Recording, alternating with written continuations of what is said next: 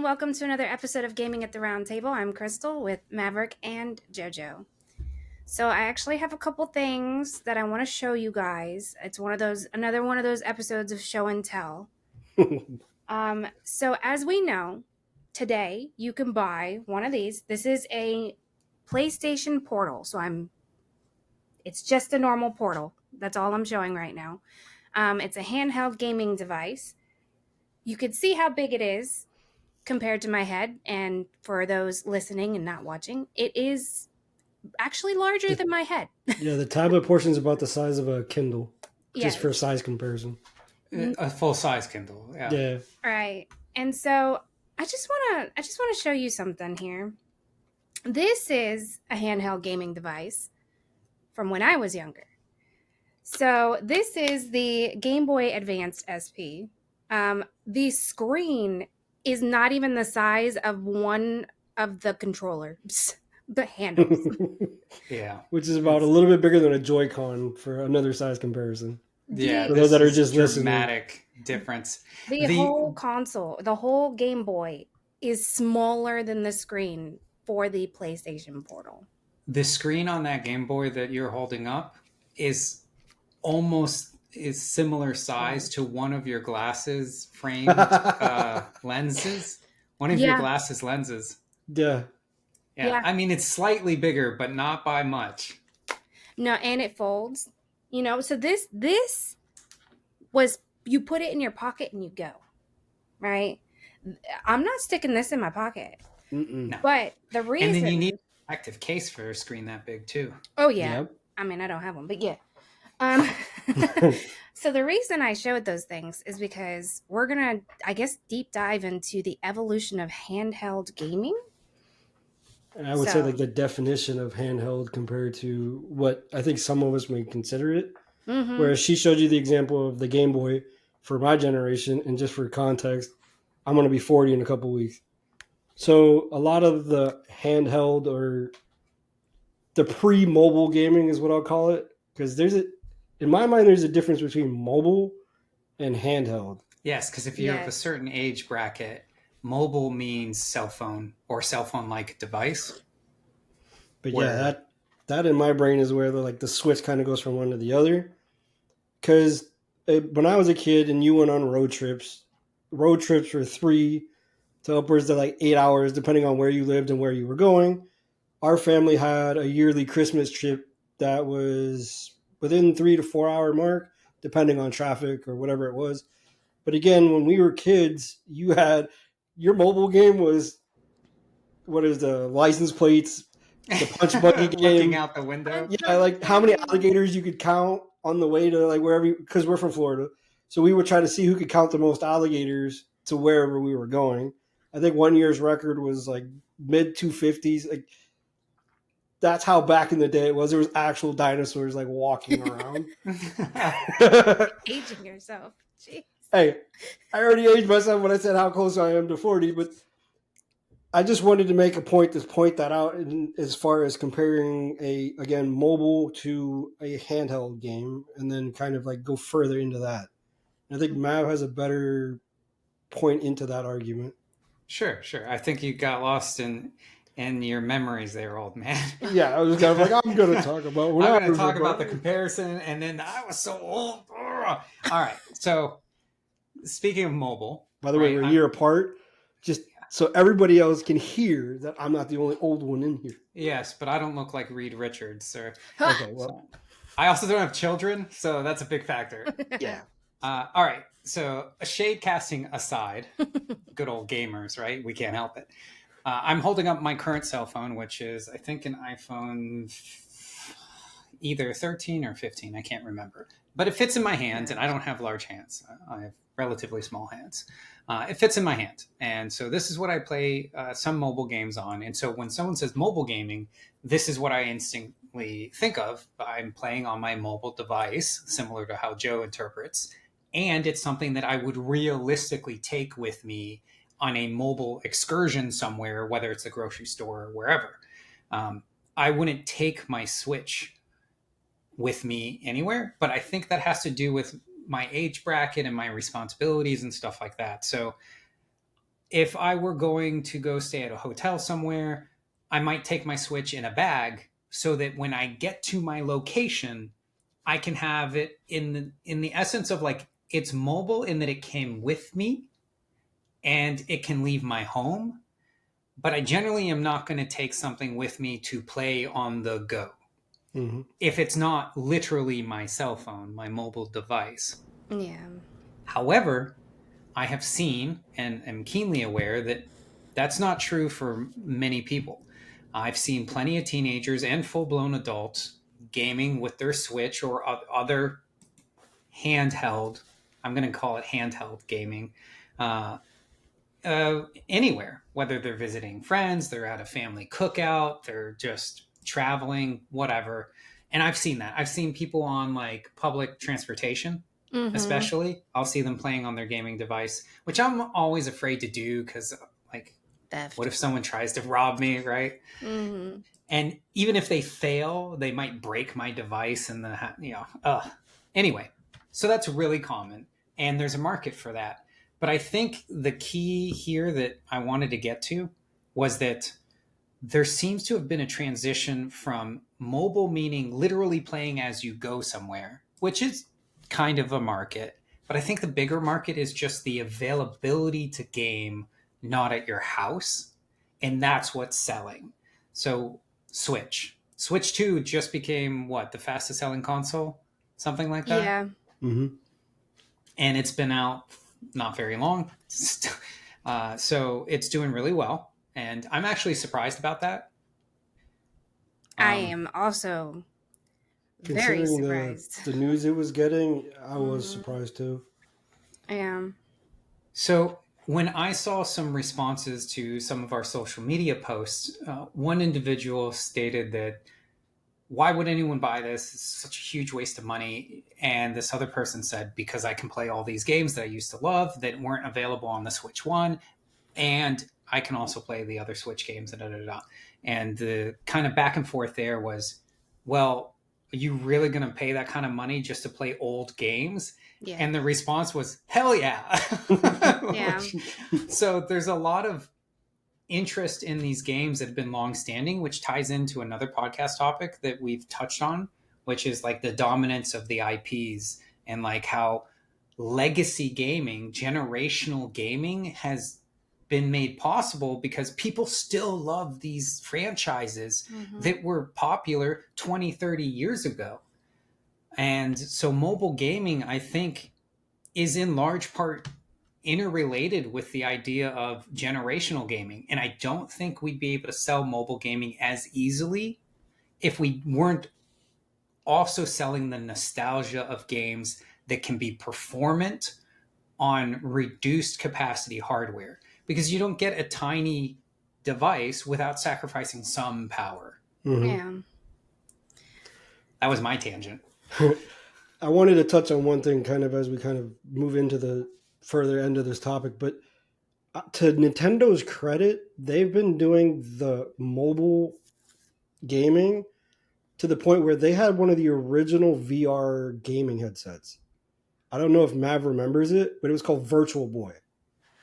And you had what looked kind of like the GameCube controller attached to like a red headset that was on a stand, and you would put your head on it and you would play like you were looking into like a viewfinder or like goggles. I don't remember this. This was in the That's 90s. yeah. Gosh. So to their credit, Nintendo's been working at like the mobile aspect of things for quite some time. Even before Game Boy was like really taking off, they were experimenting quite a bit and doing stuff that like now is a really big thing in its own niche market with like virtual and playing like that. I want to say something because it's going to fall out of my brain. You mentioned Nintendo. They were the ones that made Game Boy, right? Yeah. They're also the ones that sponsor Switch. Mm-hmm. Okay. I'm going to throw my hat in this ring and go, I don't think anyone does mobile gaming historically better than Nintendo, because if they did, I'd be able to think of their name more easily. And I can't think of any other real competitor. I think the only one that came close for a small window what was the PlayStation? Was it the PSP or I forgot what it was called? PSP was good. I had a PSP, Yeah, and it so was that good. one I think was the biggest competitor as far as the level of gaming kind of went up a step because they used that like mini disc. Mm-hmm. So their caliber was a little. It was kind of like going from VHS to DVD. So, ironically, there were issues with it though because it was a CD that Mm-hmm. spun. Um, it had issues. I had issues with It would it. skip. So it would skip, and it would have all the issues of the She's freaking. laughing because she's remembering like a Walkman from back in the day. I can guarantee you, if there's anybody under a certain age, they have no idea what a Walkman is. Oh, for sure. I was just remembering you talking about CDs skipping, and I was like, oh, I remember being on the bus and holding my CD player a very Mm-hmm. specific way. Please stop skipping. Yeah. Or you had to like hold it shut more. Yeah. I don't. It was just weird things you had to do. It's kind of like the whole adjust your cable thing, like Yeah. the silly things. But that's a good point, right? Nintendo did it better because they used cartridges, and so cartridges can't skip. Or I don't think they can skip. I've never There's one had a way to test cartridge it. skip. Just shake your device. I'm sure Kick you the can. Sega. With enough physical trauma, you can do anything. But Not recommended. for the most part, Like they didn't this. really skip. It wasn't a common issue. Yeah. Crystal's holding up it looks like a Pokemon Red OG Game Boy cartridge. Yeah. And so it doesn't have moving parts. And No. so you just stick it into the device and it's like locking and loading. You're good to go. And that's why I'm saying like Nintendo has this mobile gaming market down pat. They often get criticized because their specs are nowhere near whatever the industry standard for that time is. Even Switch 2, right? Switch 2 just came out. It doesn't even touch the PS5, which has been out for years. Yeah, I don't even think does it touch the PS4? Like, I think it's like behind. I Either don't way, think it does. It's still the fastest selling thing, right? So mobile gaming is huge, handheld gaming is huge, and it has evolved over time. But I think the things that have worked for it, they've repeated as best they can. And so they stick with their large franchise sellers. They stick with a name that's familiar with people. Because Game Boy came out with several iterations, right? They didn't call it a new system. They called it the Game Boy Advance. They called it the Game Boy Color, the Game Boy, whatever. They did morph with the Switch, though. Or not the Switch, the Wii U is technically where the morph started to happen. Was the Wii U a portable system, though? No, that's when it became handheld.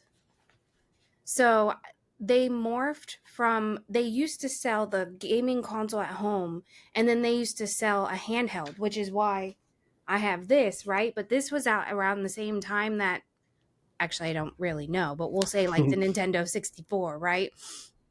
Both of these things were out at the same time, whereas now you don't have a Nintendo Switch and something, well, the Nintendo Switch Lite, I guess, if you want to count that. But like, they don't have two separate consoles, so they morphed what they were creating to have to create less, which I like. They just need to fix their Joy-Cons. But that's why I brought that up as far as how far back Nintendo goes, because when my brother mentioned generational gaming, that's how that happens. Because they take what's working, and again, to Nintendo's credit, they stick to what's working and keep it going. Yeah. They make different iterations of it, but they keep it going. Whereas other franchises have kind of stumbled in doing that, where they kind of, I don't want to say pervert it, but they kind of twist it to the point where people that were original fans of it are now kind of like judging the new version of it. So as far as like the old generation playing with the new generation, it could be like parents of their kids or just the same age gap.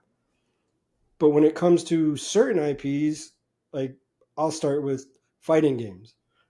You can go back generations of systems in gaming, and you're still going to find those same IPs to this day because they work so well. And I think that's a big, Street Fighter, Mortal Kombat, like those are had movies, Yep. So again, you had things that help bring them along in generations. So now I work at a school, just for context, and I was running a class and I heard the kids talking about games. And they're talking about like, oh, and this, and then when that was invented, and then when this was invented, in my head, I'm going, you have no idea when that was actually invented and when this was actually invented. I just stayed quiet because I feel old as is, but it was magnified. But in my brain, as a true gamer, I felt good because it was still going. Yeah. So that brought me some level of joy, even though I'm feeling like I'm 90. But it brings joy in the sense of like, again, you can get certain IPs and have them continue to where you can play between, like my brother mentioned, 2 generations. Because my kids are now at ages where they can play certain games they couldn't play when they were a little bit younger. So now I can enjoy those games with them and have like conversations like, oh, we did this and we did that. I think your generation is the first generation that's not only common, which is true. I think that your generation is the first generation that's common, where you can play a game with your child and still be in the loop.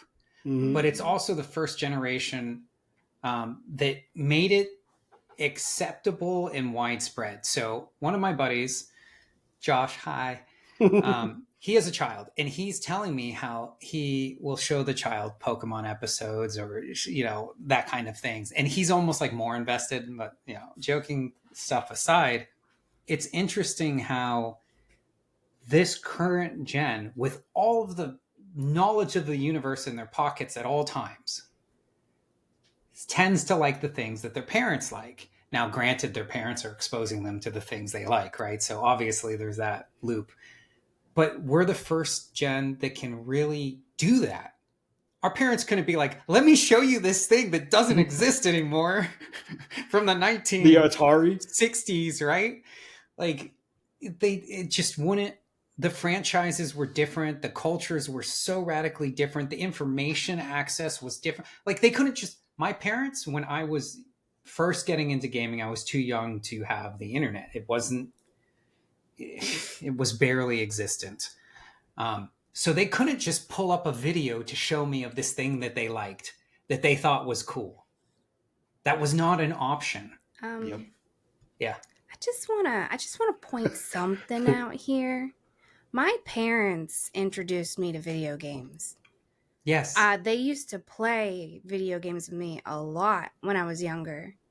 So I don't think it's just this generation as far as that goes. How common do you think that is, though? That's what I was going to say. Right. Your parents were rare. Look at their peers. So what you're saying is I got cool parents. Got it. Yeah. Okay. I'll let them know that. Your parents' peers, I can guarantee that's not a common thing. Yeah, because I know I distinctly remember playing late nights of Donkey Kong Country on the Super Nintendo, right? And my parents always got us gaming stuff growing up. I had a PlayStation, my brother had the Xbox, and like so on and so forth, right? They started us on console wars early. Same. Really? Were you guys? Oh, so that's why you're still Xbox. Well, we started with Nintendo Sega. That was the first battle of consoles, and then it went from there. Dreamcast was like kind of a blip, but we were lucky in the sense that we had friends that were pretty well off, and they tended to have. He means rich. I was trying to be nice because they were nice to us. No, yes, but they had access to things that not a lot of people had. So we were lucky in that sense that we had multiple neighbors that had different things. We also had a neighbor that half of his family was Japanese and got things from Japan.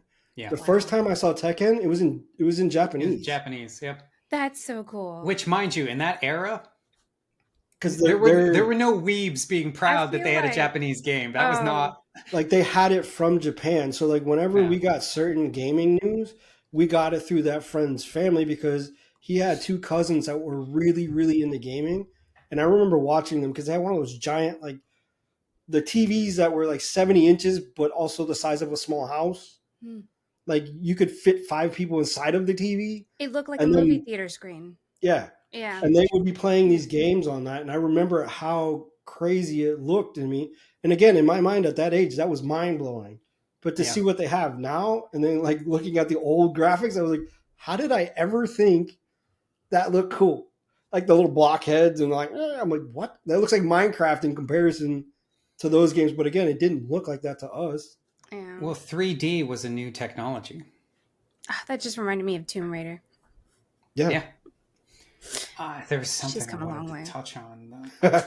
Shoot. Well, while you think about that, um, back to the whole mobile handheld thing, I did not realize that gaming phones were a bigger thing back in the day. I mean, obviously they didn't do great, but like they were around is the part that really got me. Specifically this one here that I want to talk about, which is the Nokia N-Gage. And the reason why I keep bringing this one up is because it's not a standard phone. So like again, we have our mobile phones, right? Where it's like, okay, let's go back to Nokia times. The brick like this where you could play Snake on it, right? Okay.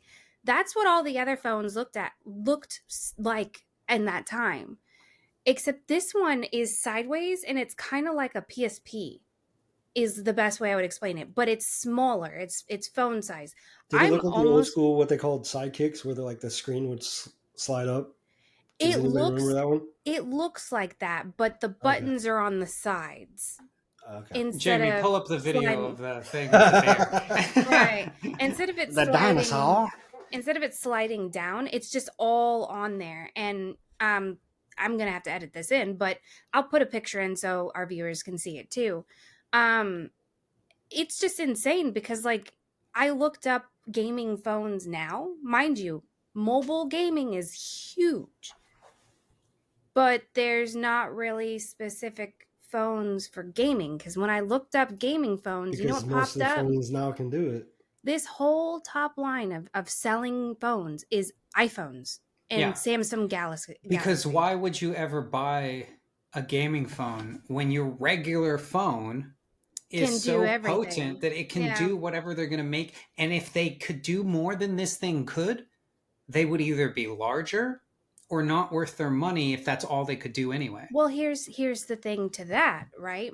So I recently was like, oh, I love playing my mobile games, but I cannot stand playing with the like non-existent joystick. That's a texture like you like to have. Yeah, trying to Right. move the thumbstick that's just a I digital have the one same on a feeling. screen. Like I don't like dragging my like it bothers me. No, and And so it takes up screen real estate too. right. And so I was like, well, let me look at what is available. So I was like, okay, they got these things called backbones. But then these backbones aren't compatible with every game because I specifically bought it to play Woowa. That sounds so ridiculous, but whatever. That's why everyone buys We everything, listen, right? but we don't judge. Most people buy an entire console for hundreds of dollars because of one game. Like, Right. let's not kid ourselves. All right. And I plug it in, got it everything going, and it just wouldn't connect to the game because the game wasn't compatible with it. And I want them to sell me a cell phone that has the gaming capabilities in it some way, shape, or form already there. Especially with how popular mobile gaming is. And maybe I'm just old and I need my joystick. That could really be what it is. Yeah. So we talked last time about how Xbox was going to release the Republic of Gaming like mobile thing. Recently, Joe brought to our attention that Xbox has officially announced, or I think they did, that they're going to make the next gen has been announced. Mm-hmm. We'll know more when we know more. I predict in the future, one of the mobile gaming things that will become a trend will be augmented reality gaming. Pokemon Go almost got us there. It was close. It was very close. I'm touching my glasses because I believe I know Apple has a version, and I think Oakley has a version where they have like the camera. Yeah, augmented reality glasses, where you can see the real world in front of you, but you can also see digital stuff on your lens. Yeah. I think that's the way to the future in terms of mobile gaming. If I can get a prescription, we're good to go. It might be difficult. Because I'm blind. For an extra $500. Oh, gosh. Oh, man. I don't know how I feel. I'm getting old. I'm getting old. That's all I can think about it, is that the newer gaming stuff, I'm like, come on, make it somewhat similar to what it used to be. But no, glasses? I don't know if I could do glasses for gaming. Just picture the Minority Report, right? Where you just got stuff on a screen and Yeah. I mean, I don't think it's going to be like flat on your face, because that's why I brought up like the Virtual Boy thing, and why that didn't really go really well, because people were getting really, really nauseous playing it, because you literally had to put your eyes on the screen, and your screens were literally the size of glasses, and then you had to see everything through that. And I think it was only in red and black. I mean, my memory's pretty decent, but I'm pretty sure the games were in red and black. I do distinctly recall going somewhere with you and Pops and looking into a device, and it was basically 2 colors. Yeah, I think remember that. I also remember being like, I'm so lost and I feel kind of sick. And then Pops was like, they're killing you, do something. And I'm like, I don't know what I'm looking at. So each screen contained a monochromatic red LED display capable of yada, yada, yada.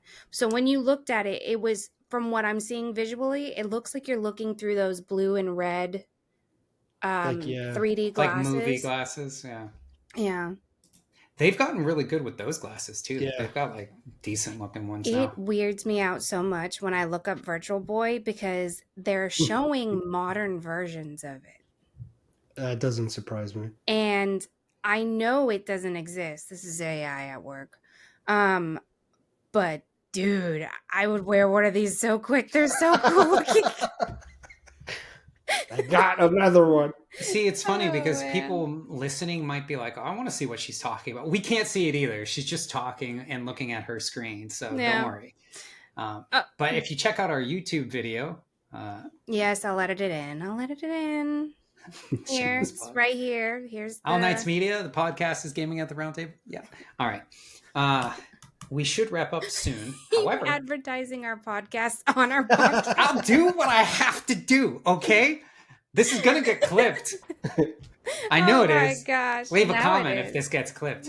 Oh my gosh!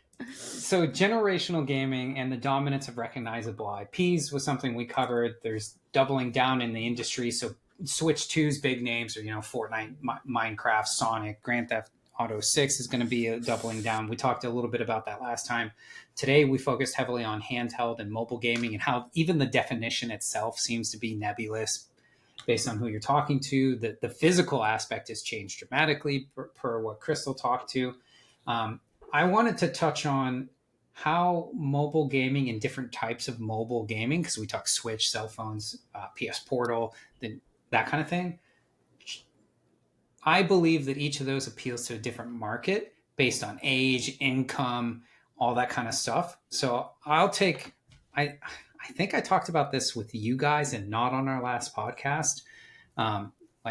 So I'm going to mention it again. Interrupt me if it was on the other podcast. But for me, because I do business and that kind of stuff, cell phone is the hands down champion, only real practical thing for me, because I can go to, say I'm going to go to a business tag up or meeting or whatever. I can play my mobile game while I'm waiting in the lobby room because it's on my cell phone, and then just stick it in my pocket, and I still look like a professional. I can't walk out of the dentist office or something like that and be like, okay, hold on, let me stick my Switch into my backpack, guys. I'm trying to put it in your pocket. Be like, what's in your pocket? Nothing. Yeah, I mean, like you mentioned, or I mentioned this here, right? I used to actually physically put this in my pocket. I'm sorry. This is my Game Boy Advance SP. It's the one that folds. It's a Game Boy that folds in half. It's a very small. It looks like a It's essentially the size of your palm. As a matter of fact, it's half the size of my iPhone Pro Max. So it's not even half the size vertically. No. When it's folded. Wow. So that just kind of really puts into perspective how amazing the handheld consoles used to be. So I didn't think of this until you started comparing that. Women have purses. Yes. I always hated the word purses. I always thought it should be like octopus, octopi, like persi or something. Purses sounds weird I'll to call me. it that from now on. Don't worry. I have my purse eye. The Persei. Anyway, where was I going? Oh yeah, so that market, I feel like women could get marketed towards for things that look like makeup device type thing. I'm not being sexist. I'm talking about size, not appearance.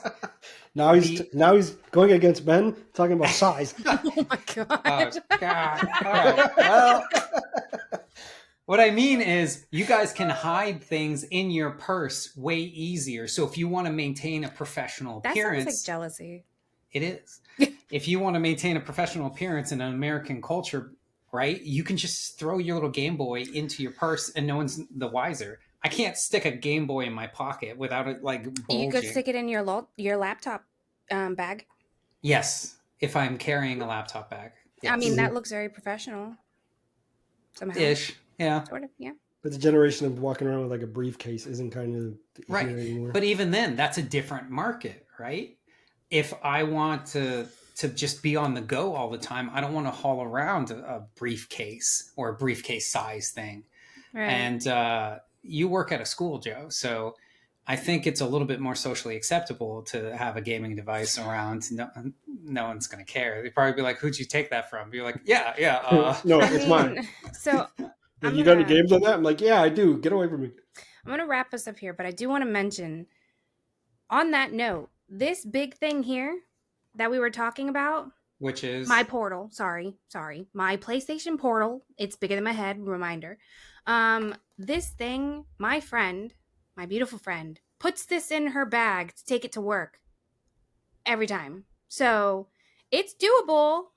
You know? Hey guys, Future Crystal here. I am coming in here to go ahead and end the podcast.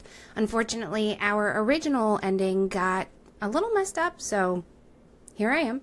Thank you again for joining us for another episode of Gaming at the Round Table. I'm Crystal with Maverick and JoJo. Bye!